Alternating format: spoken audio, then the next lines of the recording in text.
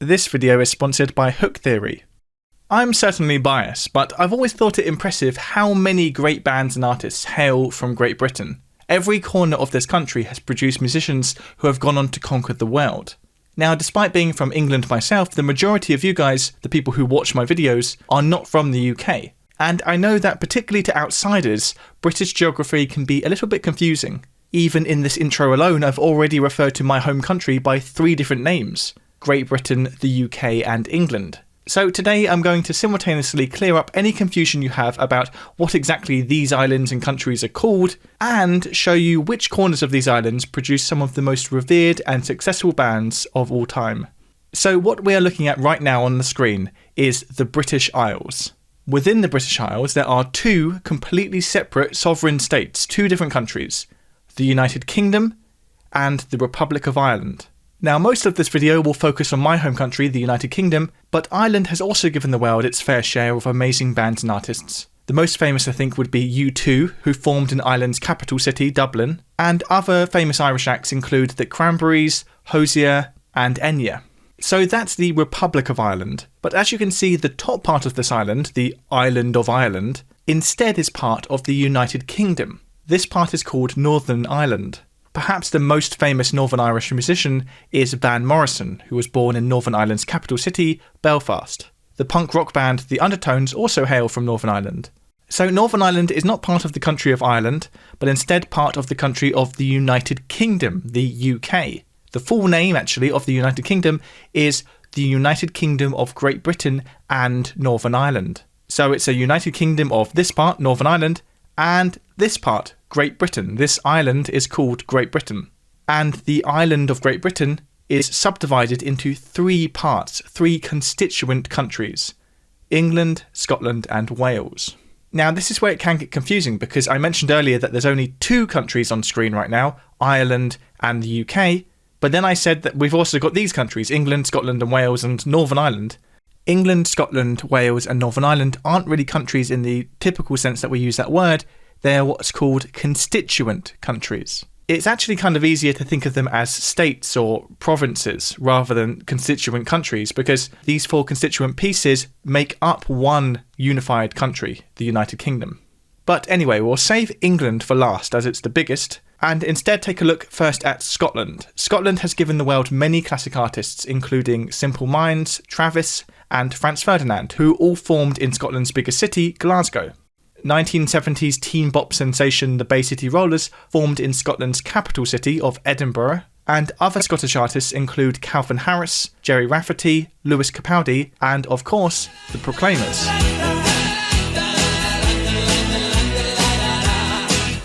So that's Scotland. Let's now move down to Wales.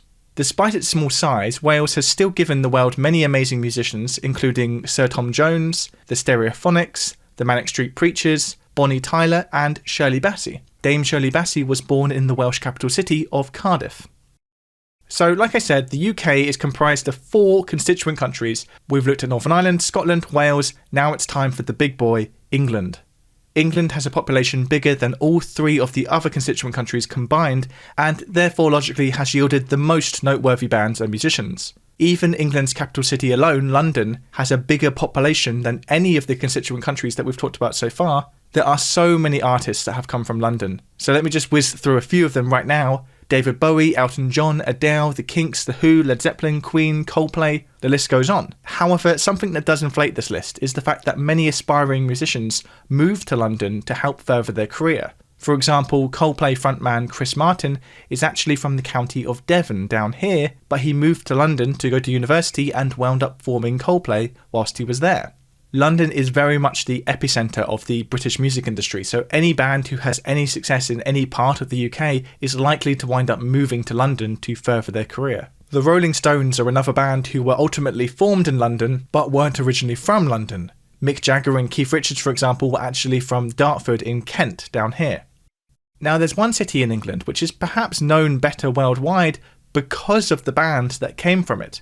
I'm talking, of course, about Liverpool. Liverpool was, of course, the original home of the Beatles, but the Beatles weren't the only famous band from Liverpool. In fact, the Beatles were part of a music scene based in Liverpool known as Merseybeat, named after the River Mersey that runs through Liverpool. Perhaps the second most famous Merseybeat band was Gerry and the Pacemakers. So ferry, cross the Mersey, and always... Since the Beatles, Liverpool has also spawned other successful artists, including Frankie Goes to Hollywood and Echo and the Bunnymen.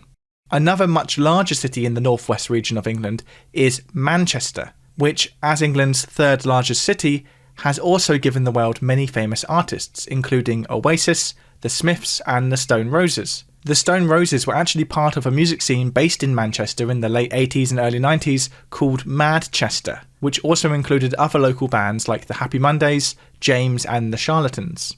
Now, we can't mention Oasis and Manchester without also mentioning their sworn rivals, Blur, who hail from Colchester in Essex down south. In the 1990s, Oasis and Blur were pitted against each other in what was dubbed the Battle of Britpop, which was in part a North versus South rivalry.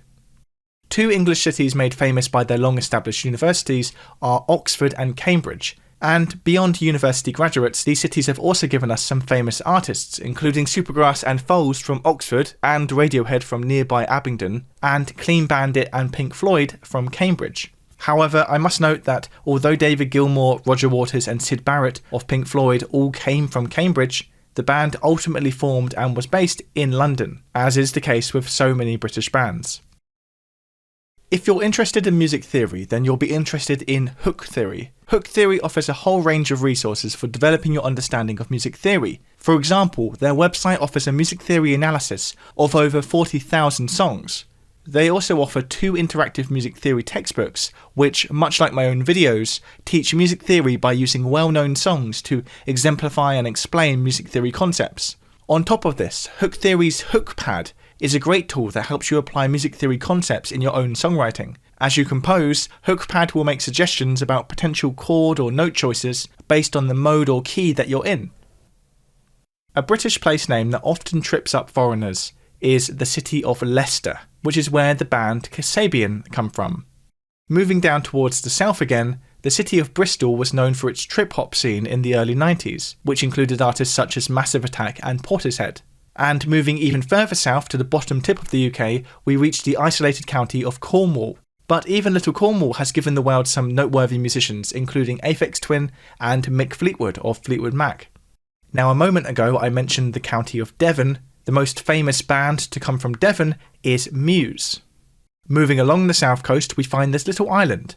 This is the Isle of Wight. Unlike the other little island over here, which I'll mention later, the Isle of Wight is 100% part of England. It is by no means a separate country or anything like that. And despite its small size, even the Isle of Wight has yielded some famous musicians, including the band Level 42, and more recently one of my new favourite bands, Wet Leg.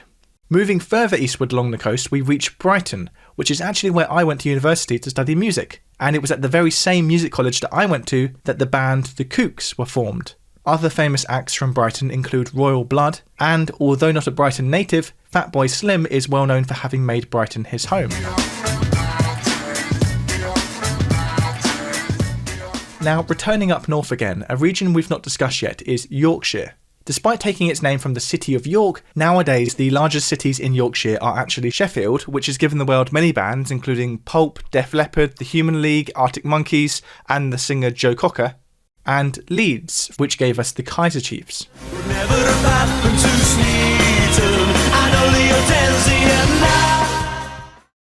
And if we head even further north in England, we reach the city of Newcastle. The band The Animals, known for their version of House of the Rising Sun, were from Newcastle. Sting, from the band The Police, is from the nearby town of Wallsend. And a more recent artist to come from the Newcastle area is Sam Fender.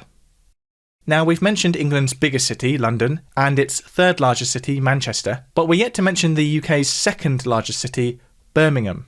Birmingham is in the West Midlands of England, and many iconic and famous artists came from Birmingham, including ELO, Black Sabbath, Dexys Midnight Runners, Duran Duran, and the Moody Blues. So that is England, but as I've mentioned before, we also have this little island here.